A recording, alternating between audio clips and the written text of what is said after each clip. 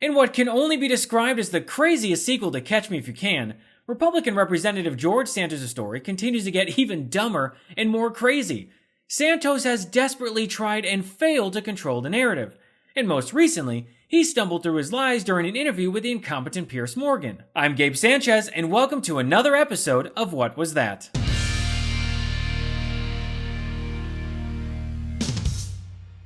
If you don't already know this fraud, let me present the untalented Mr. Santos. I mean, Anthony DeVolder. Anthony Santos. No, George DeVolder. Anthony Zabrowski? Or is it Qatar Ravash? I mean, can you blame me? Not even the people in his own party know his real name. George Santos. George, who we know as a friend, and he's known as Anthony DeVolder to me. So I don't know where George Santos came into the thing, but that's what it says here. Okay, I'm just gonna say what's on everyone's mind. Who the is George Santos?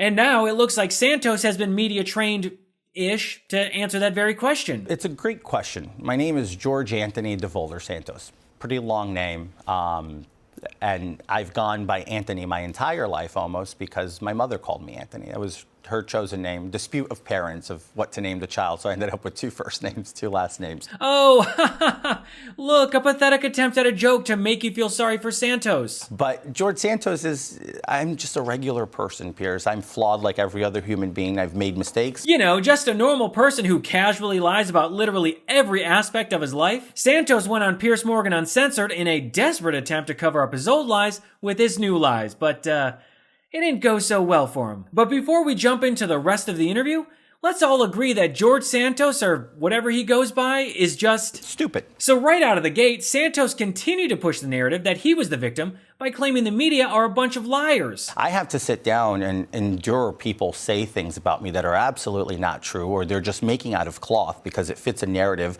or some desperate journalist trying to make a career for themselves off of my name today. This is what I've become subject of desperate journalists trying to build a journalistic career for them. And when Piers Morgan defended the media, Santos doubled down. There's a difference between doing their job and a difference between making a witch hunt out of something. Though, is it a witch hunt if Santos lies about literally everything, like attending horseman school in the Bronx? I was there for 6 months of 9th grade. Wait, 6 months of 9th grade? That would be his freshman year. That doesn't make any sense. Santos said during an interview in 2020 that he went to horseman school until 4 months before graduation, which would be his senior year. I left school 4 months to graduation. Let's see if Santos clears up these lies with Piers Morgan. I attended it for a brief period of time and then went back to the public school system and then dropped out of the public school system and attained a GED. I was always very truthful of not completing high school due to financial difficulties. Always been truthful? A spokesperson for Horseman School said there was no evidence that Santos ever attended the school. I challenged to see what name they're looking under. If you look at my entire history of education, it was not under the name George Santos. So I just, what name did you attend that school? A variation. It was either George DeVolder or Anthony DeVolder. I wouldn't know. I was a minor. So now Santos is claiming that he attended school under different aliases, like he was in a Wish.com version of witness protection. Also, this I don't know excuse is so lame and unoriginal that he's gonna reuse it throughout the whole interview. And when Morgan pressed Santos on why no one could find his school records at Horace Mann, this is how he responded. What name should they be looking for? I would say George DeVolder. That's how it's on my GED certificate. When you got on to George DeVolder, Anthony DeVolder. Well, officially, the only two names I've ever used on documentation has been George DeVolder or George Santos. Hold on a sec. Santos first said he went by the name George DeVolder or Anthony DeVolder when at school, but within 60 seconds of this interview, he said he went by the name of George DeVolder or George Santos. That's suspicious. And then the two discussed Baruch College. You know, the school that Santos said he attended on a volleyball scholarship, which he now admits he never attended. Oh, did you forget about Santos claiming to be a star volleyball player who led his team to a championship and then as a result got 2 knee replacements? That's because Santos stole those achievements from his ex-boss. Anyway, during the interview, Santos was asked why he lied about his education. Expectation on society, the pressure. Couldn't afford it. Santos is the living embodiment of victim mentality. I didn't think it was possible, but George Santos has told more lies about his life than Herschel Walker. And apparently, all of the lies that Santos put on his resume were not his doing. At which the resume was never furnished or supplied by me. Who supplied that? I have no idea where that came from. Well, someone did it on your behalf. I'm not saying no. I didn't supply it, and nobody associated with me supplied it. That came from the GOP, and I'm still trying to understand where that came from. Does George Santos have a doppelganger or maybe a clone that we don't know about? Because otherwise, it was definitely him. George Santos personally presented this resume to the Nassau County Republican Committee at an in-person meeting in 2020. George Santos really gives a new meaning to the phrase, fake it till you make it. If your employer caught you lying about a fraction of the things that Santos lied about, you'd be fired on the spot. And how does Santos excuse his pathological lying? Just like this. I'll humor you this. I ran in 2020 for the same exact seat for Congress, and I got away with it then, and I guess... Right.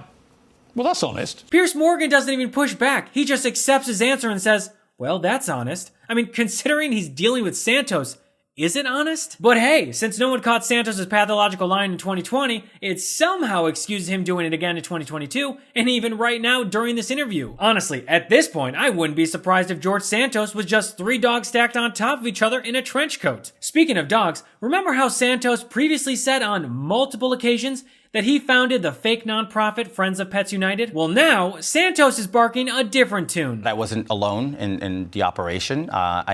There was a multitude of people. We were all volunteers. I was the operator. I was one of the, I think we were 7 founders, if I'm not mistaken, between New York and New Jersey. So now that we've discovered that Santos wrote $15,000 in bad checks to steal puppies from Amish farmers and resell them as rescues, he's trying to distance himself from his own organization. After all the revelations about the organization, I wasn't in charge of any of the... I mean, the weird thing is there were no social media accounts for it, no tax... Those were all deleted. Santos has repeatedly said that he has nothing to hide, so why would he delete his own organization's social media accounts?